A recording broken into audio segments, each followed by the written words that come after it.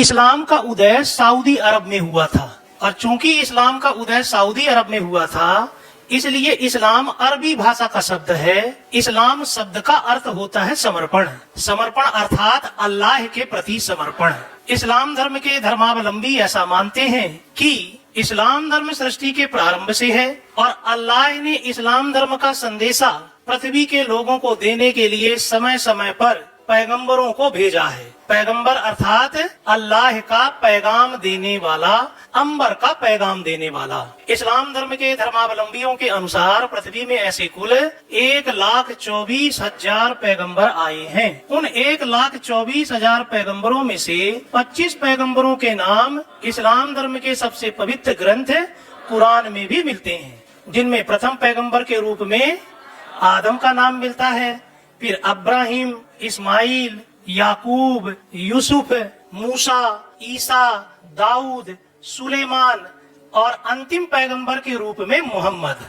लेकिन इतिहास में केवल उन्हीं तथ्यों को स्वीकार किया जाता है जिन तथ्यों के संबंध में पर्याप्त प्रमाण उपलब्ध हों, और पर्याप्त प्रमाण हमें केवल अंतिम पैगंबर मोहम्मद साहब के विषय में मिलते हैं। इसलिए ऐतिहासिक रूप से ऐसा माना जाता है कि इस्लाम धर्म के प्रवर्तक या इस्लाम धर्म के संस्थापक मोहम्मद साहब थे। मोहम्मद साहब के नाम के पहले हजरत लगा दिया गया।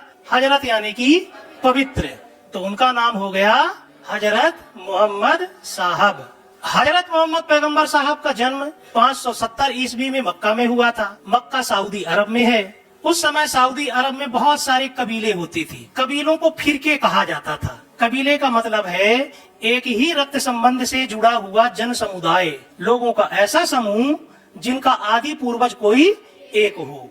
माना जाता है उस समय अरब में ऐसे 360 से लेकर के 365 कबीले थे। हजरत मोहम्मद पैगंबर साहब का संबंध कुरैश कबीले से था। हजरत मोहम्मद पैगंबर साहब के बचपन का नाम अल अमीन था। इनके पिता का नाम अब्दुल्ला था। इनके पिता की मृत्यु इनके जन्म से पहले ही हो गई थी। इनकी माँ का नाम अमीना था, जिनकी मृत्यु तब हो गई थी जब हजरत मोहम्मद पैगंबर साहब की आयु मात्र 6 वर्ष थी। इसलिए हजरत मोहम्मद पैगंबर साहब का पालन पोषण पहले इनके दादा मुत्तलिब या मुतल्लिब के द्वारा किया गया और दादा की मृत्यु के उपरांत इनका पालन पोषण इनके चाचा अबू तालिब के द्वारा किया गया। अबू तालिब उस समय कुरैश कबीला के प्रमुख थे और सऊदी अरब में जितने भी कबीले थे उनमें से कुरैश कबीला एक शक्तिशाली कबीला था। तो हजरत मोहम्मद पैगंबर साहब के चाचा प्रतिष्ठित व्यक्ति थे। हजरत मोहम्मद पैगंबर साहब जैसे जैसे बड़े हुए वैसे आगे चल करके रोजगार की तलाश में वो खदीजा नामक ऊँटों का व्यापार करने वाली एक विधवा महिला के यहाँ नौकरी करने लगे और खदीजा के ऊँटों को बेचने के लिए पैगंबर साहब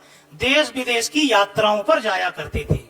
देश विदेश की यात्राओं में जाने से अलग अलग प्रकार के लोगों से ये मिले, जिससे इनके ज्ञान का विकास हुआ। हजरत मोहम्मद पैगंबर साहब ने कुल 13 विवाह किए, जिनमें से प्रथम विवाह 595 ईस्वी में खदीजा से किया। उस समय हजरत मोहम्मद पैगंबर साहब की आयु मात्र 25 वर्ष और खदीजा नामक विधवा की आयु मात्र 40 वर्ष थी। यूं तो एक विधवा से विवाह करना पाप माना जाता था, लेकिन हजरत मोहम्मद पैगंबर साहब ने उन बंदिशों को तोड़ते हुए खदीजा से विवाह किया था। इस विवाह का बड़ा सकारात्मक प्रभाव भी पड़ा।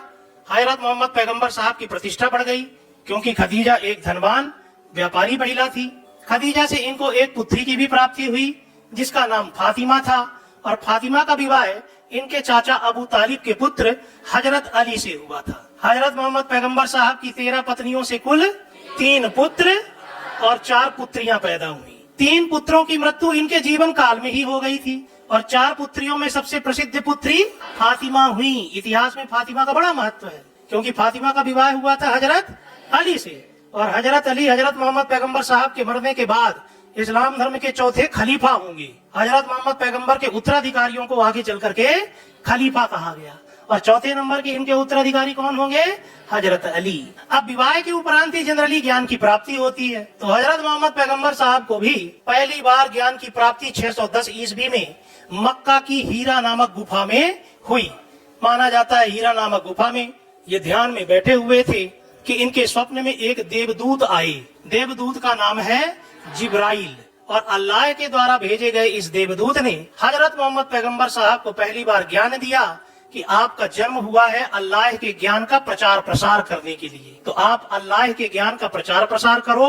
और अल्लाह का प्रथम संदेशा यह है कि अल्लाह एक है और निराकार है। इस तरीके से हजरत मोहम्मद पैगंबर साहब को 40 वर्ष की अवस्था में 610 ईस्वी में पहली बार ज्ञान की प्राप्ति हुई। इसके कुछ ही समय के पश्चात माना जा सकता है कि इस्लाम धर्म की स्थापना हुई होगी। इतिहासकार मानते हैं कि इस्लाम धर्म की व्यवस्थित रूप से स्थापना 612 के आसपास हुई थी। हजरत मोहम्मद पैगंबर साहब को जो ज्ञान मिला था, वो ज्ञान उन्होंने सबसे पहले अपनी पत्नी खदीजा को बताया। अर्थात हजरत मोहम्मद पैगंबर साहब की प्रथम शिष्या उनकी पत्नी खदीजा हुई, और हजरत मोहम्मद पैगंबर साहब के प्रथम शिष्य उनके ससुर अबू बकर हुए। अबू बकर की एक लड़की अम्मा आयशा का विवाह हजरत मोहम्मद पैगंबर साहब से हुआ था। अब हजरत मोहम्मद पैगंबर साहब मक्का के लोगों में इस ज्ञान का प्रचार प्रसार करने लगे कि अल्लाह एक है और अल्लाह निराकार है। लेकिन मक्का में उस समय एक आयताकार जगह हुआ करती थी, और उस आयताकार जगह के चारों तरफ 360 से 365 अलग अलग देवी देवताओं की मूर्तियां हुआ करती थी। माना जाता है उस समय अरब में 360 से 365 कबीले थे, और हर कबीले की एक देवी या देवता की मूर्ति होती थी। 365 दिनों में एक दिन एक कबीले के लिए निर्धारित रहता था। उसी दिन उस कबीले के लोग उस आयताकार जगह में जाकर के अपने देवी या देवता की मूर्ति की पूजा किया करते थे। ऐसी जानकारी मिलती है कि उन देवी देवताओं में 3 देवियां पैगंबर की पुत्रियां थीं। कुरान में उनके नाम भी मिलते हैं, अल-लात, अल-लुज्जा एवं मनात, और एक पुरुष देवता के रूप में कुरान में नाम मिलता है हुबल का। लेकिन हजरत मोहम्मद पैगंबर साहब ये प्रचार कर रहे थे कि अल्लाह तो निराकार है, यानी मूर्ति पूजा उचित नहीं है, और अल्लाह अनेक नहीं बल्कि एक है। इसलिए मक्का के लोगों ने इनका विरोध करना शुरू कर दिया। उसी समय 619 में कुरैश कबीला के जो प्रमुख थे, इनके चाचा अबू तालिब, उनकी मृत्यु हो गई, और इसी वर्ष इनकी पत्नी खदीजा की भी मृत्यु हो गई। इन दोनों के मरने के बाद हजरत मोहम्मद पैगंबर साहब का जनाधार कमजोर हो गया, और कुरैश कबीले का नया प्रमुख यानी शेख बन गया अबू जहल। अबू जहल रिश्ते में इनके चाचा लगते थे, लेकिन वो मूर्ति पूजक थे। इसलिए उन्होंने हजरत मोहम्मद पैगंबर साहब के विचारों का विरोध किया, और हजरत मोहम्मद पैगंबर साहब पर मक्का में कई बार कातिलाना हमले होने लगे। हजरत मोहम्मद पैगंबर साहब ये समझ गए कि मक्का में लंबे समय तक रुकना सुरक्षित नहीं है। मक्का के नजदीक ही सऊदी अरब में एक और शहर है मदीना। मदीना में 2 कबीले थे, एक औस कबीला और दूसरा खजराज कबीला। ये दोनों कबीले आपस में लड़ते झगड़ते रहते थे। इन दोनों कबीलों के शेखों को, सरदारों को कहीं से पता चला कि मक्का में एक विद्वान व्यक्ति है जिसने देश विदेश की यात्राएं की हैं, और जो दावा करता है कि उसे अल्लाह ने ज्ञान दिया है, वो यदि मदीना आ जाए तो हमारे परंपरागत झगड़े को सुलझा सकता है।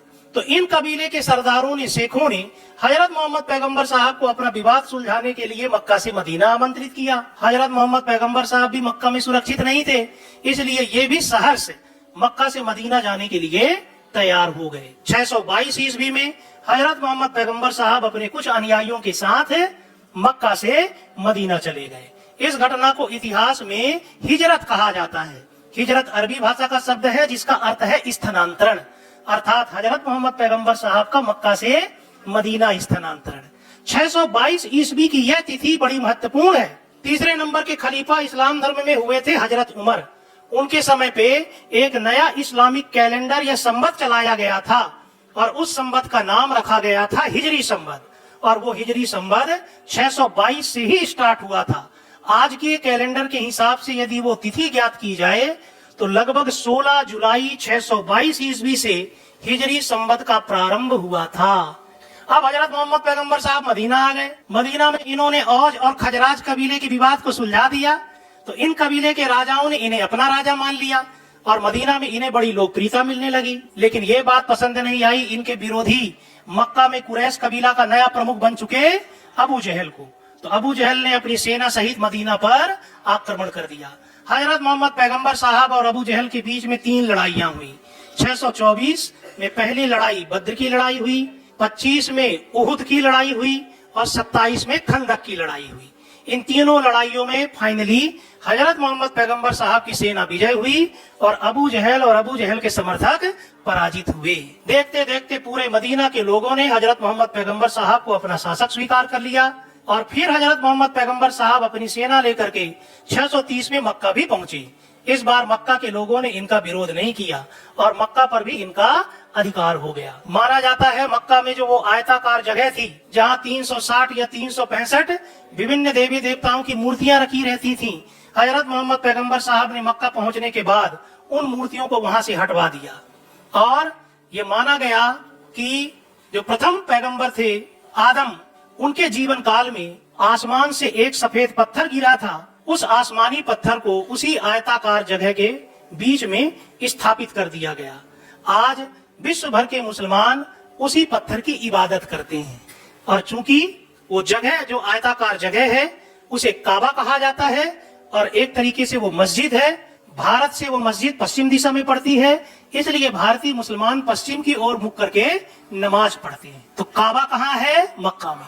काबा वही आयताकार जगह है जिसके विषय में माना जाता है कि इसके चारों तरफ 360 या 365 अलग अलग देवी देवताओं की मूर्तियां हुआ करती थीं, जिन्हें हजरत मोहम्मद पैगंबर साहब के द्वारा 630 में मक्का पर अधिकार करने के उपरांत हटवा दिया गया था। यही कुछ ऐसी भी बातें मिलती हैं सोशल मीडिया वगैरह में कि वो जो पत्थर है जिसके विषय में कहा जाता है कि आसमानी पत्थर है, वास्तव में वो एक शिवलिंग है और वो शिवलिंग पहले सफेद था क्योंकि उसमें चांदी की खोल चढ़ी हुई थी और पैगंबर साहब ने मूर्तियां तो छोटी मोटी हटवा दी, लेकिन जब इन्होंने वो शिवलिंग हटाने का प्रयास किया तो वहाँ के सारे कबीले एकजुट हो गए और उन्होंने बोला नहीं, ये हमारे मक्केश्वर शिवलिंग है, आप इनको नहीं हटा सकते हो।